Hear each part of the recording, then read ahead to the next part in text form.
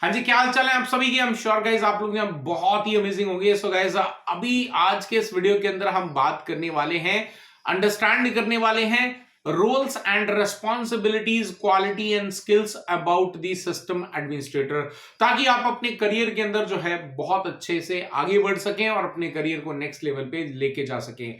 Video अच्छा लगे तो लाइक करें, शेयर करें और चैनल पे नए हो तो सब्सक्राइब कर दीजिएगा। और अगर आपको ये पूरा वीडियो देखने के बाद लग रहा है कि आपको जो है मेरे से सीखना चाहिए, तो अभी हमारी ऑफिशियल वेबसाइट www.tgmacad.com पे एक ऑफर चल रहा है जिसको कहते हैं साइबर मंडे ऑफर। तो साइबर मंडे ऑफर को जो है आप लेकर अपनी स्किल्स को बहुत ही कम प्राइस के अंदर जो है एनहेंस कर सकते हैं। तो चलिए आज के टॉपिक की तरफ में बढ़ते हैं। तो आज का हमारा जो टॉपिक है उसमें हम 4 चीजों के ऊपर में सिस्टम एडमिनिस्ट्रेटर की जो रोल्स, रेस्पॉन्सिबिलिटी, मीनिंग क्या है और क्वालिटी एंड स्किल्स क्या है, इसके ऊपर में पूरा डिटेल में समझते हैं। पहले हम बात करते हैं मीनिंग क्या होता है आपका सिस्टम एडमिनिस्ट्रेटर का। सिस्टम एडमिनिस्ट्रेटर एक ऐसा इंजीनियर होता है, एक ऐसा आईटी पर्सन होता है जो किसी भी ऑर्गेनाइजेशन में जब वो ज्वाइन करता है तो वहां पर जो है उसके जितने भी उस कंपनी के सर्वर्स हैं या कंप्यूटर्स हैं या अदर कोई डिवाइसेस हैं, लाइक टैबलेट्स वगैरह हैं, लैपटॉप्स वगैरह हैं, प्रिंटर्स वगैरह, हर चीज को जो है वो मैनेज करता है, मॉनिटर करता है और उसको अप एंड रनिंग कंडीशन में रखने का जो टास्क है वो एक मीनिंग है सिस्टम एडमिनिस्ट्रेटर का। राइट, अब दूसरी बात करते हैं रोल्स एंड रेस्पॉन्सिबिलिटीज क्या होती हैं। एक सिस्टम एडमिनिस्ट्रेटर की रोल्स एंड रेस्पॉन्सिबिलिटीज की अगर हम बात करें तो सबसे पहला जो टास्क उसका सबसे इंपॉर्टेंट होता है, जितने भी उस कंपनी के कंप्यूटर्स हैं या सर्वर्स हैं वो प्रॉपरली आपस में कम्युनिकेशन करते रहने चाहिए, चाहे वो नेटवर्किंग के थ्रू हो या फिर वायरलेस के थ्रू हो। राइट, यानी वायर्ड नेटवर्क के थ्रू हो या वायरलेस के थ्रू हो, वो आपस में कम्युनिकेशन उनका परफेक्टली स्मूथली चलते रहना चाहिए।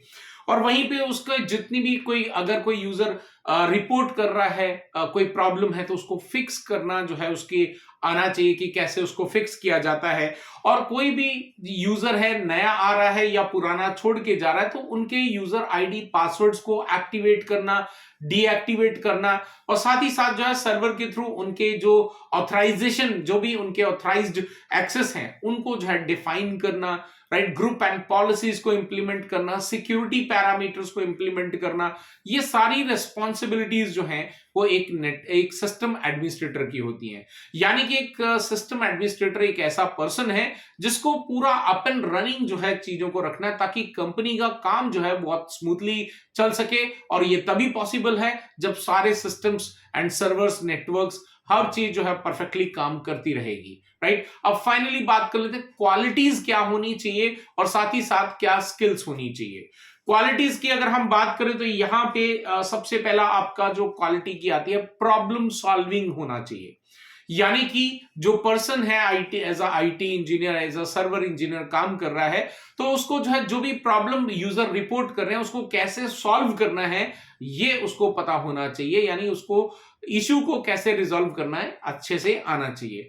दूसरा, उसके पास में टेक्निकल नॉलेज जो है related to systems and servers, networks, ये उसके पास में नॉलेज होना बहुत मैंडेटरी है, क्योंकि बिना इन सब नॉलेज के वो आपके जितने भी इश्यूज हैं या प्रॉब्लम्स हैं उसको सॉल्व नहीं कर पाएगा। राइट, उसके बाद में जो है आपका कम्युनिकेशन स्किल्स उसकी अच्छी होनी चाहिए। कम्युनिकेशन स्किल्स इसका कहने का मतलब है जब भी वो आपस में जो भी कोई प्रॉब्लम्स हैं उसको अच्छे से आइडेंटिफाई करना है, आइडेंटिफाई करके जो भी उनके हायर मैनेजमेंट्स हैं या रिपोर्टिंग मैनेजर्स वगैरह हैं उनको प्रॉपर तरीके से एक रिटर्न के अंदर जो है क्या प्रॉब्लम्स है, कितना समय लगेगा, राइट, क्या क्या इश्यूज हैं, उसके अंदर सारी कम्युनिकेशन जो है उसको अच्छे से आनी चाहिए ताकि कल को जो है उसके ऊपर कोई भी ऐसी प्रॉब्लम जो है, इश्यू उसके ऊपर ना डाला जाए कि आपकी वजह से जो है ये कंपनी का ये नुकसान हो रहा है। राइट, और उसके बाद में हम फाइनली बात कर लेते हैं इसकी टीम वर्क जो है उसको आना चाहिए। टीम वर्क कहने का मतलब है, क्योंकि एक बड़ी ऑर्गेनाइजेशन की अगर हम बात करें तो वहां पर सिर्फ और सिर्फ एक सिंगल इंजीनियर काम नहीं करता, वहां पे बहुत सारी टीम होती है। तो टीम के साथ में कोऑर्डिनेशंस करना, उनके साथ में काम करना, राइट, ये जो है एक बहुत अच्छी क्वालिटी जो है एक सिस्टम एडमिनिस्ट्रेटर के जो है होनी चाहिए, तभी जो है वो एक सक्सेसफुल सिस्टम एडमिनिस्ट्रेटर बन सकता है। अब फाइनली बात कर लेते हैं क्या स्किल्स की होनी चाहिए।